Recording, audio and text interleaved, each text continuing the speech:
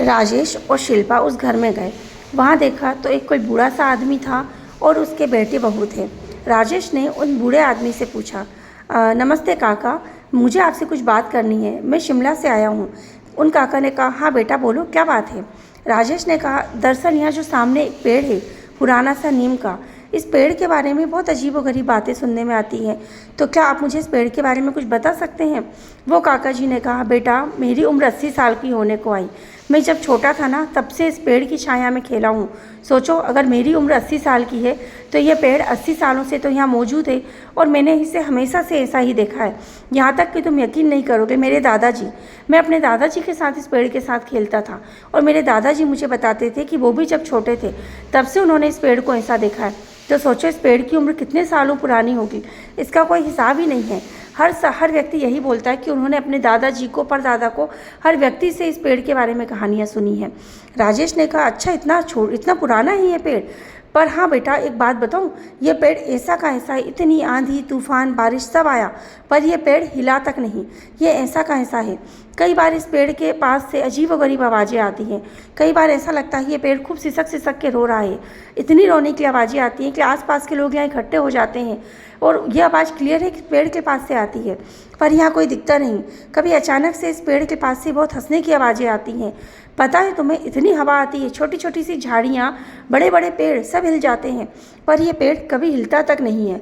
और इस पेड़ के पास ऐसे ऐसे हादसे हुए हैं जिन्हें सोचकर लोग हैरान हो जाते हैं। एक बार हम सब छोटे थे, मैं होऊंगा कुछ 15-20 साल का। हम सब लोग यहीं आसपास कुछ ना कुछ काम कर रहे थे। एक कार जोर से आई, बहुत तेज़ी से वो कार इस पेड़ की तरफ आ रही थी। तभी एक छोटी सी बच्ची, किसी काम करने वाली बाई की एक बच्ची थी, वो बच्ची खेलते खेलते उस कार के सामने आ गई। सब लोगों के पैर जैसे जम गए, कोई उस बच्ची के पास जा ही नहीं पा रहा था और वो कार के ड्राइवर उस गाड़ी को ब्रेक ही नहीं लगा रहे थे। सब डर गए, सबको लगा कि अब इस बच्ची का एक्सीडेंट पक्के में हो जाएगा। पर अचानक से वो कार का ब्रेक लग गया और वो बच्ची बच गई। और वो लोग जो इनके पैर वहीं जम गए थे वो अचानक दौड़ के गए और उस बच्ची को उठाकर वहाँ से ले गए।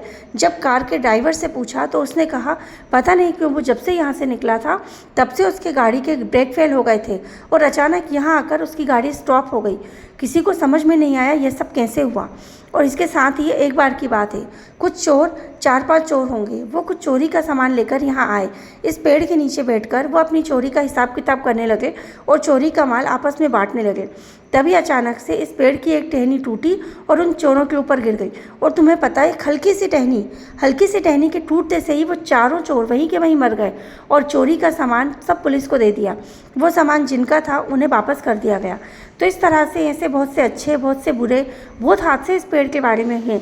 और तुम्हें मैं क्या बताऊँ, हाँ एक बात और, इस पेड़ के पास रात को, शाम होने के बाद, करीब कुछ 6-7 बजे के बाद कभी भी यदि कोई तेज़ बारिश के समय इस पेड़ के सामने से निकलता है तो उस कार का एक्सीडेंट होता ही होता है। ऐसे कितने ही एक्सीडेंट इन बूढ़ी आंखों ने देखे हैं। और वो एक्सीडेंट जब हुए हैं तब बारिश की रात हुई है या शाम हुई है। इसके अलावा चाहे कोई कैसा ही निकले, कभी कोई एक्सीडेंट नहीं होता, ना ही इस पेड़ से कभी किसी को नुकसान हुआ है। पर तो भी लोग अजीब व गरीब बातें इस पेड़ के बारे में करते हैं। समझ में नहीं आता क्या है इस पेड़ का राज। राजेश ये सब बातें सुनकर और हैरान हो गया। जब उसने एक्सीडेंट की बात सुनी तो अचानक से उसका दिमाग घूम गया और उसके दिमाग में कुछ बातें आने लगी। उसने सोचा कि मेरे भैया भाभी का एक्सीडेंट भी 5 साल पहले ऐसे ही किसी तूफ़ानी रात में हुआ था, पर गाड़ी जो कि अचानक उन्हें ठीक करके मिल गई थी और एक्सीडेंट वाली रात हॉस्पिटल में ही उनके भैया भाभी मिले।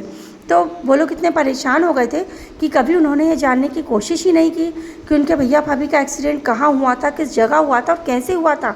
ये एक्सीडेंट वाकई में एक्सीडेंट था, कोई हादसा था, या फिर किसी की सोची समझी प्लानिंग के तहत उनका एक्सीडेंट करा था। उसने कभी इस बात पर ध्यान ही नहीं दिया। पर अब राजेश ने सोचा कि वो इस बारे में भी ज़रूर पता करेगा। बस यह सोच के साथ राजेश कुछ सोचने लगा। तो अब हमारी आगे की कहानी सुनने के लिए देखते रहिए हमारे चैनल पर, हमारी आगे की कहानी नीम का पेड़। Thank you.